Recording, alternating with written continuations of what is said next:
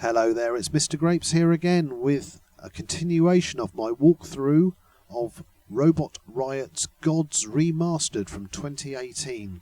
And we have made it now to level 2 and we are in World 2 in the temple. And this is a particularly tricky level. There are areas, including this very first part here, where it is very easy to lose large amounts of health or lives. So please tread carefully. Use this ladder to dispatch the snakes. They will take large amounts of health from you if you touch even one of them. We're now going to use these ladders to move across the screen to the right eventually. Be careful of the first ladder.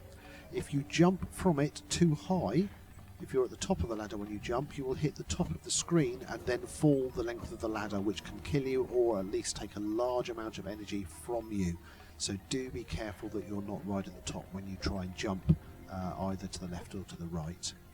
The level is about finding 3 chalices and taking them to the ship room, and the first chalice is just here on our right hand side at the end of this ledge. So this is the first one to collect, nice and easy, just dealing with the bad guys as they appear. This switch disables the trap that sits below this ladder, which enables you to drop down, and then there are some more bad guys to kill here, one of which will drop a health power up, which we are going to leave for the moment because there's a tricky bit coming up. Now there are some switches to operate here. Make sure you are not stood over that trapdoor when you operate the first switch, because you need to fall through the second to get the second chalice.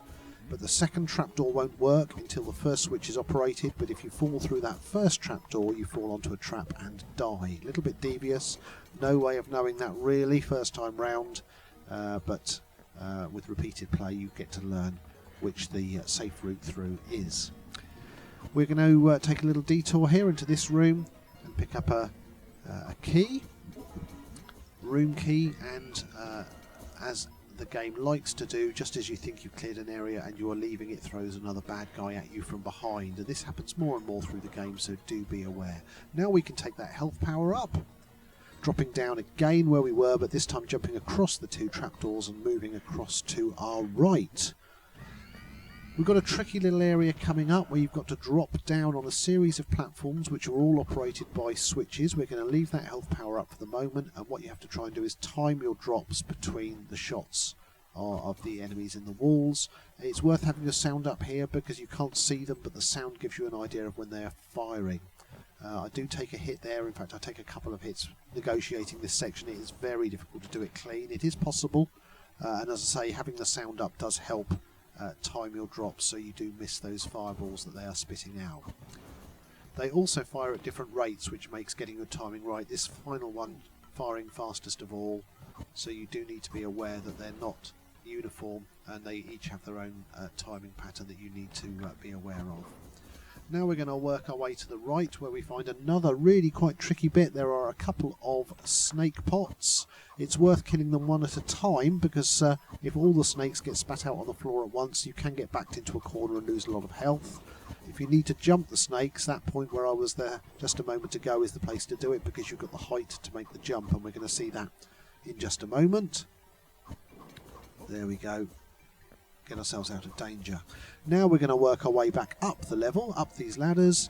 These guys aren't too bad, they don't fire at you, neither does this chap, and neither does this one. But in a moment we've got a little bit of a tricky part where it is quite difficult to proceed without taking at least 1 or 2 hits.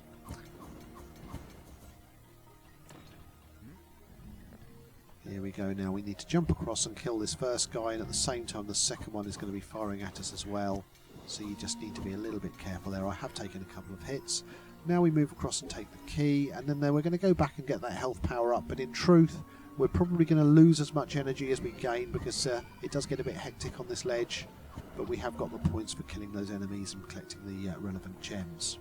Dropping down here, you need to make sure you pull to the left, otherwise you will drop the entire length of that fall, which will kill you. And now we're going to go up and collect the final chalice, which again is just to our right here, once we've dealt with the snakes, and that will be our 3 chalices to take into the room, which gives us our key.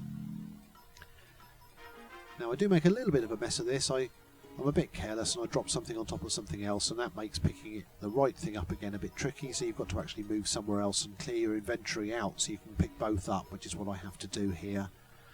Basically what we're trying to do is to drop the chalices and leave the room with the keys. and I make more of a meal of it than really I should. But we get there in the end. And then there is a shield that can be collected, but in reality doesn't do us a huge amount of good, because by the time we come across the next bad guy it's worn off.